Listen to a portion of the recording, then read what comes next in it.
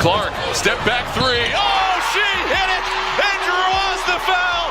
Welcome back, Caitlin Clark. I always wanted Geno to call me just because he's Geno. Like, he's one of the best coaches of all time.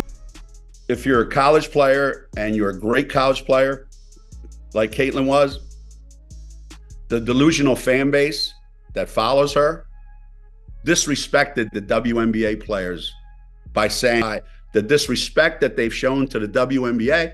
There's a huge target on this kid's back. Okay, this kid's coming into the league. And Diana said it best. This kid's in for a rude awakening.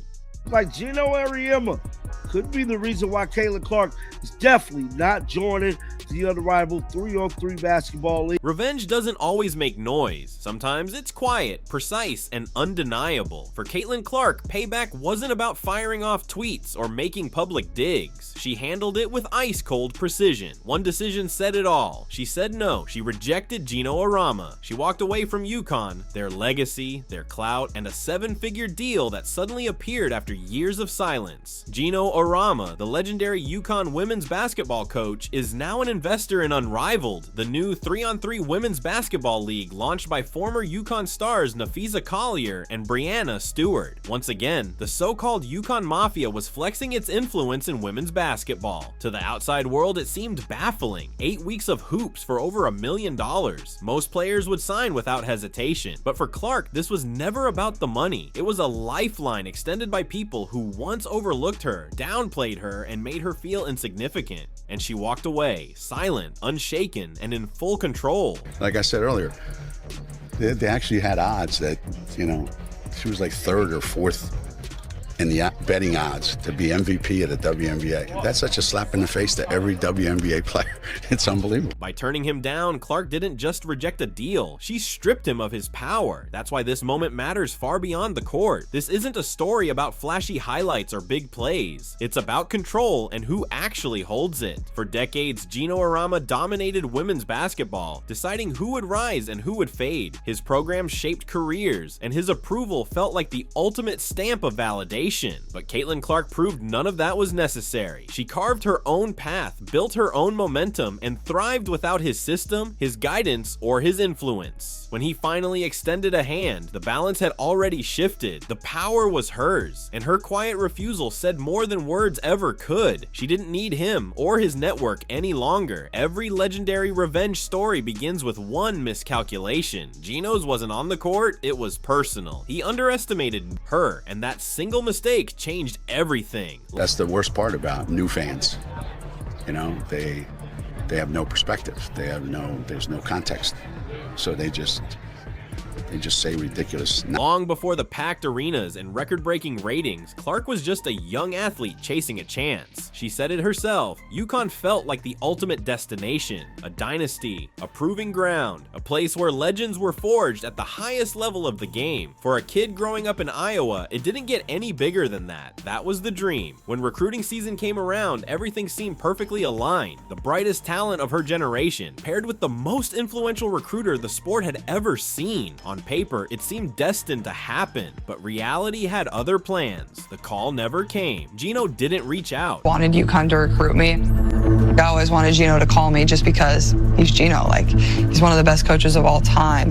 Geno never called me. He didn't reach out to Clark. He didn't call her parents. At most, he passed along a hint of interest through an AAU coach. For a man known as the ultimate talent scout, that silence spoke volumes. And it wasn't accidental. It was intentional. A quiet message she couldn't ignore. She wasn't a priority. The excuse came later. UConn already had Paige Bookers locked in, and Geno said he didn't want 2-point guards. At first, it might have sounded reasonable, but then he crossed the line. Geno suggested that if Clark really wanted to play at UConn, she should have called him herself. Think about that. A coach whose whole reputation was built on chasing generational talent decided she didn't deserve a phone call, and then blamed a teenager for not pursuing him harder. This wasn't just a recruiting mistake. It was a moment of clear disrespect, the kind that sticks. Clark didn't make a scene. She didn't plead or campaign for attention. She simply remembered. If Geno didn't see her worth, she would find someone who did. That choice led her to Iowa. No legacy banners, no automatic spotlight, no borrowed prestige. To the outside world, it looked like settling. To Clark, it was liberation. Thought that all those years ago back in Des Moines, Iowa,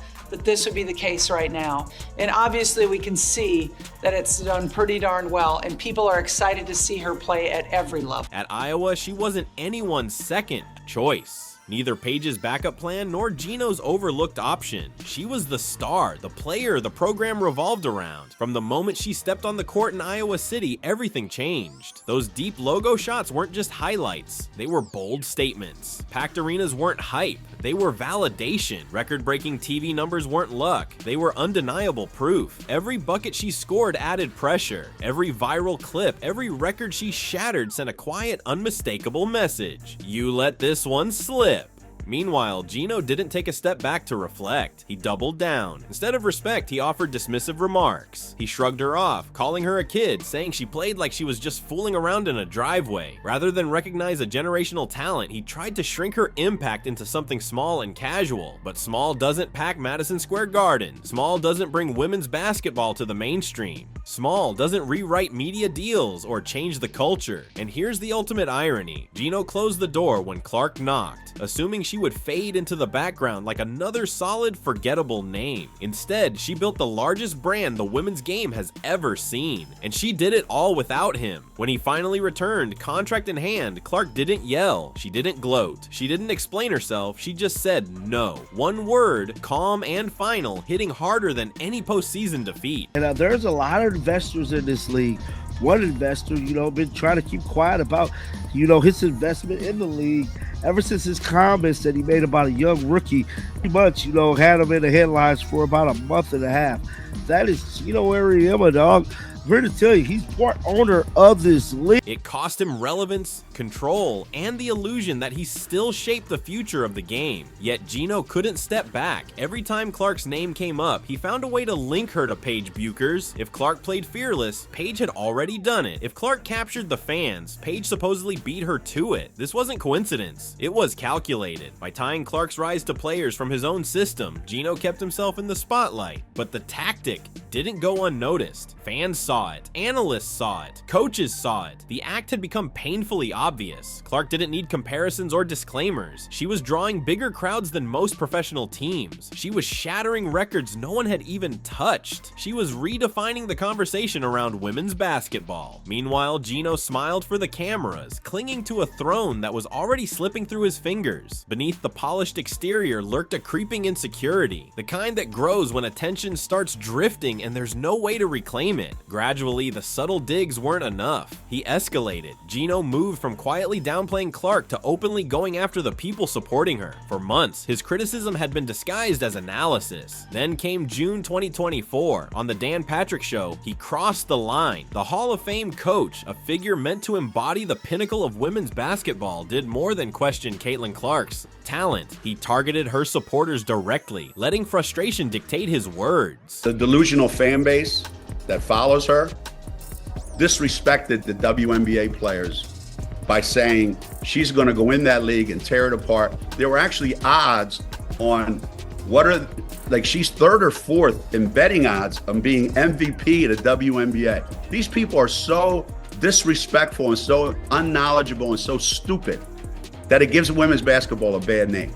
Okay, so the kid was set up for failure right from the... There was no subtlety in what he said. He called her fans delusional, claimed they didn't understand the game, and went further, suggesting that their excitement was actually harming women's basketball, all because they believed Clark could finish near the top of MVP voting as a rookie. To Geno, their belief wasn't hope or enthusiasm, it was ignorance. Pause and consider that. Women's basketball was experiencing unprecedented growth. New viewers were tuning in, families filled arenas wearing jerseys, young fans lined up just to see Clark. WNBA broadcasts were drawing casual audiences who had never watched before, and his reaction, not appreciation, not excitement, dismissal. Instead of embracing the momentum, he pushed against it. This wasn't constructive criticism, it was personal. He targeted the very foundation of Clark's rise, the fans who were helping bring women's basketball into the mainstream. Once that line was crossed, there was no turning back. By dismissing her supporters, he wasn't just underestimating Clark, he was underestimating underestimating the movement itself. The message was clear. The hype was fake, the attention temporary, and eventually reality would catch up. That was the bet he made, and it backfired spectacularly. Clark didn't take to social media. She didn't issue statements or launch a media campaign. She didn't have to respond. Her answer came where it truly mattered, on the court. What followed wasn't just validation, it was a collapse of Geno's credibility. Clark claimed Rookie of the Year. Then she went further, earning all WNBA first-team honors. When MVP voting concluded, she finished exactly where her delusional fans predicted. Fourth, every mocking comment he made turned into proof of his misjudgment. This wasn't just about awards, it was redemption for the fans he had scoffed at. Every parent in the stands, every casual viewer, every new supporter who bought into the hype. Clark proved they saw the future more clearly than he did, and she did it all with remarkable poise. No speeches, no drama, no feuds, just results. Deep logo shots, defenders frozen by her crossovers, passes that dissected defenses, and performances louder than any insult could ever be. By the time awards were handed out, the conversation was over. She had answered every doubt without ever uttering his name. The irony was sharp. Geno had long cast himself as the ultimate authority on women's basketball, the voice who knew better than the fans, the media, and the general public. But the results spoke differently. The fans were right. Clark was right. He was wrong. Every sold-out arena, every record broken, every accolade chipped away at the notion that he still dictated what mattered. She never needed his approval, and she never sought it. Clark wasn't trying to prove anything to him. She wasn't chasing validation or revenge. He wasn't the focus. She simply played her game at the highest level, and in doing so, exposed how outdated his perspective had become. By the end of her rookie season, the narrative had shifted. It wasn't about hype, it was about how completely she erased doubt. Geno's remarks aged poorly. What once sounded confident now read like some of the worst takes in the sport. Defensive, bitter, completely off the mark, and he struggled to accept being wrong. The season wasn't just about Clark's performance, it was about what she symbolized. A shift in power, a new era, and the rise of women's basketball beyond his control. Instead of acknowledging it, he clung to habit, talking more, appearing in interviews, podcasts, anything to keep his name in the conversation. Every mention of Clark followed the same pattern, a hint of praise, quickly undercut by a jab. The more he spoke, the clearer it became. Clark wasn't just dominating games, she was living, rent-free in his mind. When commentary couldn't keep her in his shadow, he tried money. That's where the new opportunity appeared, a 3-on-3 women's league, backed by Brianna Stewart and Nafisa Collier, with Geno heavily involved behind the scenes. The league had ambition and serious funding, but it lacked identity. It needed a face, and there was only one player who could instantly give it credibility, bring in millions of fans, attract media attention, and draw sponsors overnight. One athlete who could position the league as a legitimate rival to the WNBA. That player was Caitlin Clark. Everything they could to make the most of the situation. They tried to make the most of Caitlin Clark not playing by hinting everything and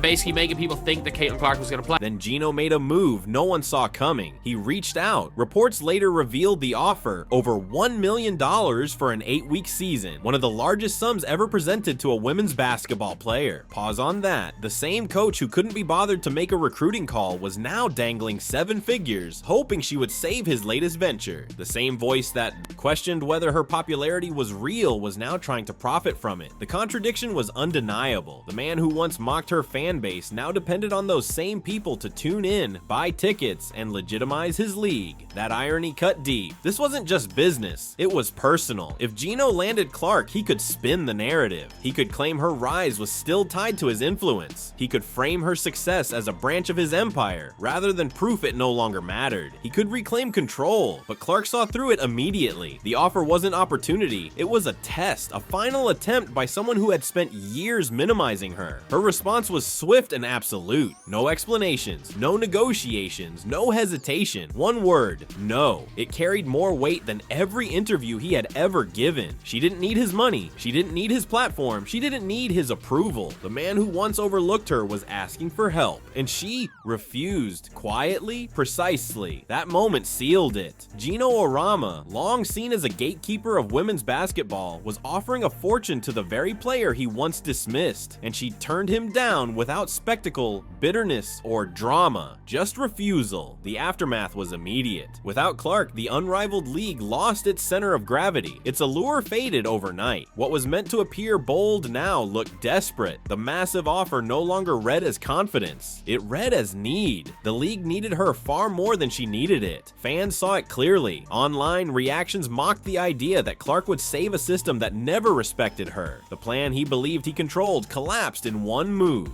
Clark didn't rant. She didn't humiliate him publicly. She didn't even acknowledge him beyond her decision. She walked away, and that silence hit harder than any response could. Geno's era was over. His hold on the sport had ended. Clark didn't just challenge it, she made it obsolete. For decades, figures like him controlled access, shaped narratives, and decided who mattered. Clark shattered that structure. She didn't need banners or borrowed prestige. She didn't need validation from the old guard. She built her own independent path. By rejecting the $1 million offer, she sent a message far beyond one contract. The future belongs to the players, not the gatekeepers. Geno's biggest mistake wasn't overlooking her early. It was assuming the sport couldn't thrive without him. He believed he was indispensable. She proved otherwise, and that lesson wasn't just for him. It was a warning to every coach, executive, and power broker still clinging to control. Clark's no marked a clear dividing line between the old guard and what comes next. She showed a generation of athletes they don't need permission to lead. One quiet decision, one refusal, one simple no reshaped the conversation. This was never just a feud between coach and player. It was a declaration. Power in women's basketball had shifted. The old system relied on gatekeepers, on permission, on top-down approval. Caitlin Clark proved none of that matters anymore. She didn't ask to be crowned. She didn't demand control. She earned it through fans, through numbers, through undeniable impact. One quiet choice exposed an entire system that assumed it would last forever. And stories like this are happening more often than people realize. Behind the scenes, off the court, away from press conferences and headlines. That's why Courtside Leaks exists. To pull back the curtain, to connect the dots the league would rather keep hidden. If you want the real story shaping the future of women's basketball, stay tuned. We've got every angle, every leak, every backstage moment they won't show you. Hit like, subscribe, drop a comment, and share. Stay locked in with Courtside Leaks, your home for the truth behind the WNBA headlines.